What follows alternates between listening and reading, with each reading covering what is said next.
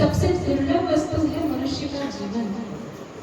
हम आप सभी को मनुष्य का यह जीवन प्राप्त हुआ, ये सबसे दुर्लभ वस्तु है, सबसे श्रेष्ठ है। मनुष्य जीवन से श्रेष्ठ कुछ भी नहीं। हम जानते हैं उत्तरकांड में गरुड़ जी प्रश्न पूछते हैं काकभूषुंडी जी से। क्या पूछते हैं? प्रथम कहु नाथमति धीरा, सबसे दुर्लभ कौन शरीरा। सबसे दुर्लभ शरीर कौन सा है?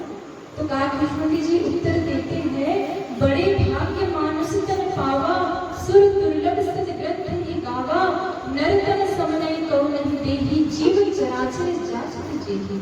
क्या उत्तर देते हैं कि बड़े भाग्य से यह मनुष्य जीवन प्राप्त होता है और मनुष्य जीवन से दुर्लभ कुछ भी नहीं। सबसे दुर्लभ शरीर कौन सा है? मनुष्य जीवन।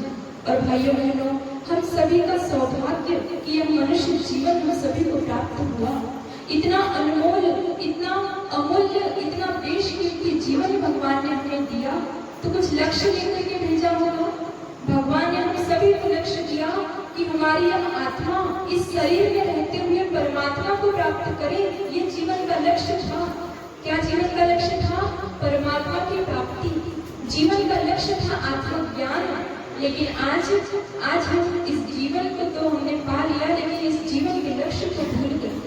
आज हम जब इस धरती पर जन्म लेकर के आए तो भगवान ने हमें जो दिव्य लक्ष्य दिया था, उस लक्ष्य को हम भूल जाते हैं और इस संसार में डूबते चले जाते हैं, फंसते चले जाते हैं। व्यक्ति मरने की कगार पर पहुंच जाता है, लेकिन फिर भी मन से मोह नहीं जाता, आसक्ति नहीं जाता। जीवन के अंतिम सांस तक संसार का मोह आदमी को बांधे रखता है। आचार्य शंकर मंदिर से वापस आ रहे थे तो 79 वर्ष के एक डुंगरी नाम के एक बुजुर्ग व्यक्ति उनके सामने आए और वो जो 79 वर्ष के बुजुर्ग व्यक्ति थे वो आचार्य शंकर से पैसे मांगते हैं कि मुझे कुछ पैसे दे दीजिए। आचार्य शंकर पूछते हैं क्या करोगे पैसों का?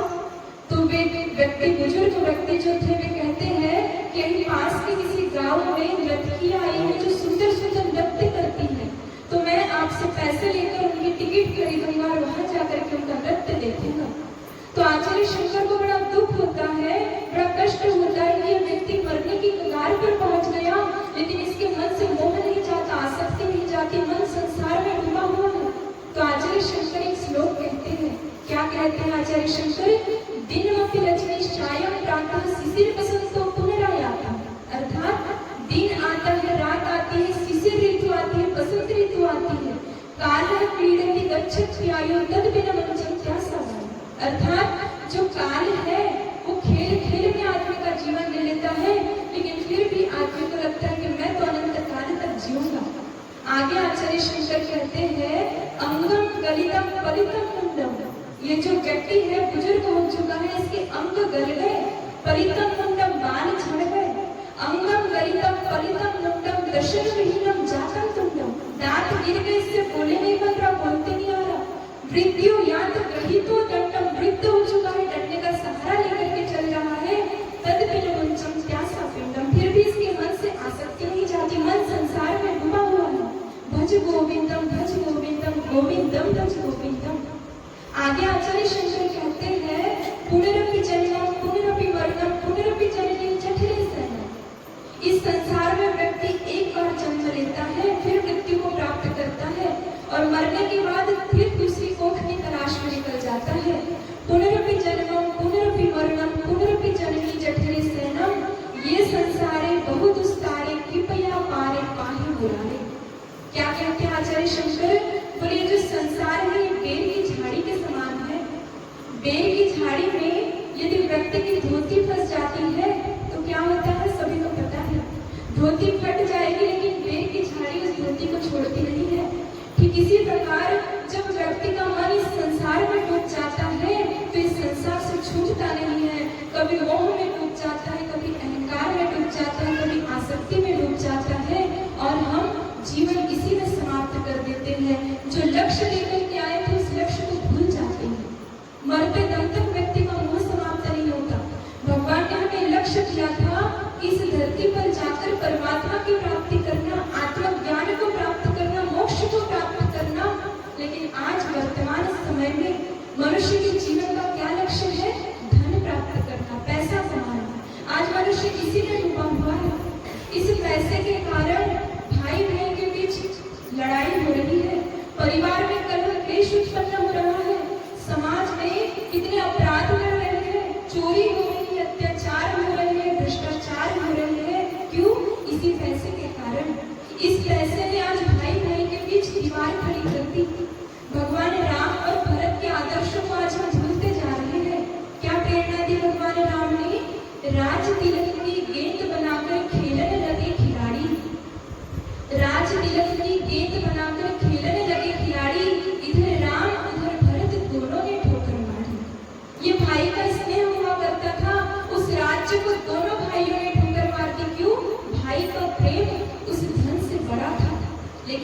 वर्तमान समय में हम इस बात को भूलते जा रहे हैं। भाई भाई के बीच दीवार खड़ी करते इस पैसे ने। आज व्यक्ति का लक्ष्य केवल एक हो चुका है, पैसा कमाना।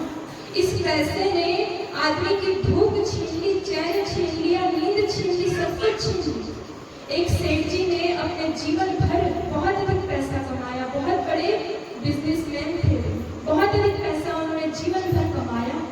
और जब उनके बच्चे बड़े हुए, समझदार हुए, तो बच्चों को अपना कारोबार देकर सेठ जी सारा का सारा पैसा लेकर एक अलग मकान में रहने लगे। और सेठ जी के जीवन का एक ही उद्देश्य था। जब ये अलग मकान में रहने लगे तो उन्होंने बड़ी बड़ी अलमारियों में सारा पैसा जमा कर दिया, सारे नोट भर दिए अलमारियों में, और अपने घर की जो दीवारें थी ना, बाउंड्री, उस पर करंट बिछा दिया। क्यों? क्योंकि कोई चोर चोरी करने ना आ सके। और उनके जीवन का एक ही लक्ष्य था, दिन भर पैसा गिनना। अलमारी में से पैसा निकालते, गिनते और फिर रखते थे। बस एक ही उद्देश्य था उनके जीवन का। एक दिन सेठ जी की जो पत्नी थी, उन्हें सत्संग में जाना था, गांव में कथा चल रही थी।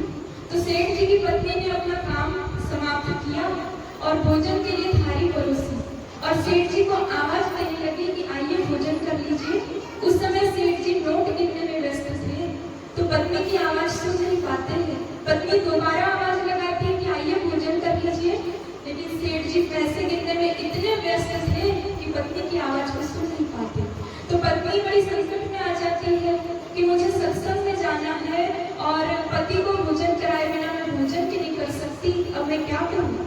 तो पत्नी क्या करती है, एक कटोरी में दाल चावल लेती है, और सेठ जी जो नोट गिनने में व्यस्त थे, जाकर के उनके मुंह पर दाल चावल लगा देती है, दाल चावल का भोग लगा देती है, और आकर के फिर स्वयं भोजन करती है और भोजन करके सत्संग में चली जाती है।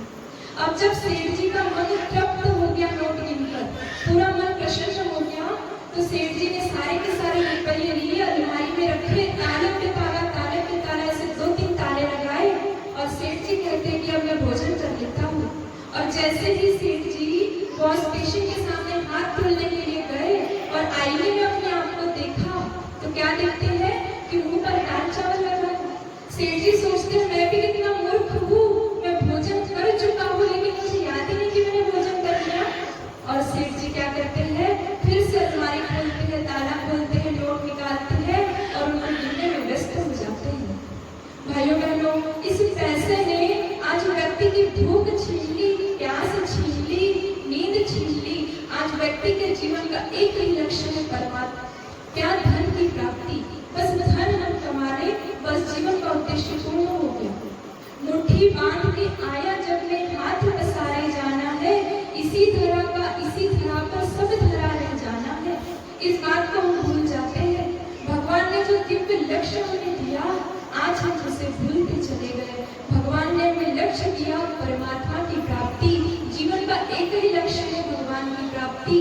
इसलिए हम उस लक्ष्य की ओर अग्रसर हो। हम सभी के जीवन का परम सौभाग्य कि हम सभी को मनुष्य जीवन मिला। ये सबसे बड़ी पहली दुर्लभ